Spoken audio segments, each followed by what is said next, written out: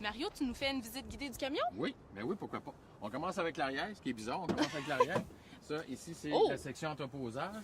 On va juste pousser la porte ici pour s'aider un petit peu. Puis à l'intérieur de ça, ben, on a tout ce qui est entreposage de matériel, les radios, les rouleaux de câbles. On voit l'arrière des équipements parce que quand on va dans la section technique, là, on travaille avec les devants d'équipement, les compresseurs, ces choses-là. Et le mât, Ah, OK. Ça quand le entre mât en est dedans, là. complètement rentré, il se loge complètement à l'intérieur. Wow. Ça, c'est pour la partie arrière. On va aller OK. à la partie côté. Comme on s'est dit, c'est un camion qui est complètement autonome, qui fonctionne sur génératrice, qui est logé de l'autre côté du camion, à l'intérieur du bâti, qui n'est pas extérieur au camion. Fait qu'il a besoin de rien, il fonctionne tout seul. Lui, il fonctionne tout seul. Autrement dit, là, il est complètement autonome. On s'en va en plein champ sur une catastrophe, sur un feu, un éboulement de terrain comme il y a eu cet automne, en fin d'été à Saint-Jude. On était complètement autonome. OK. Ici, ce qu'on voit, c'est le panneau de raccordement, là où le caméraman se branche pour envoyer son image et son son au camion qui va être transmis ensuite à Station service TVA. des nouvelles. On a aussi les contrôles d'antenne, les contrôles des ce qu'on appelle, nous, communément, les jacks.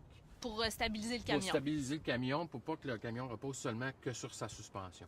OK. Puis est-ce que c'est là, si je voulais monter l'antenne, là, ça serait là que... C'est dans le bouton ici. Ah, hop. Ici, ça va diriger l'antenne parce qu'il y a aussi le déploiement du mât. En plus du déploiement du mât, il y a aussi l'orientation de l'antenne pour être Pour le complètement signal. directement sur le OK. Mont-Royal, les antennes réceptrices du Mont-Royal que vous avez sûrement vues précédemment.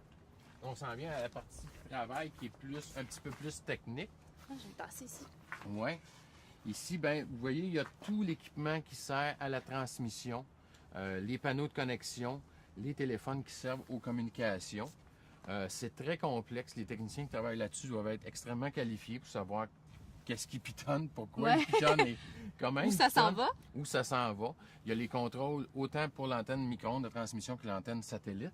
Et également, on a une unité qui est à l'intérieur, 2 unités de lecture et de montage pour les journalistes, parce que les journalistes peuvent monter leur matériel à l'intérieur du camion. Ils ne sont pas obligés de l'envoyer en vrac à la station pour qu'il soit monté une fois là.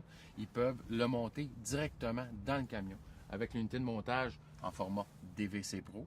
Oh. Pour les vrais de vrais, c'est les DVC Pro. Puis les journalistes vont préférer faire leur montage parce que ça donne... Parce qu'ils sont plus près du produit, ils savent exactement prendre le code in et out d'une citation de quelqu'un. La conduite, il faut quel type de permis?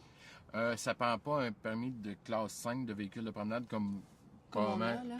comme toi ou comme j'ai, ça prend un permis de type classe 3. OK. Parce que ces camions-là sont plus lourds. C'est OK. des camions qui sont considérés des camions lourds. Avec l'antenne et tout. Avec l'antenne, avec l'équipement, avec tout ça, c'est considéré des véhicules lourds. Fait que ça OK. prend un permis de classe 2.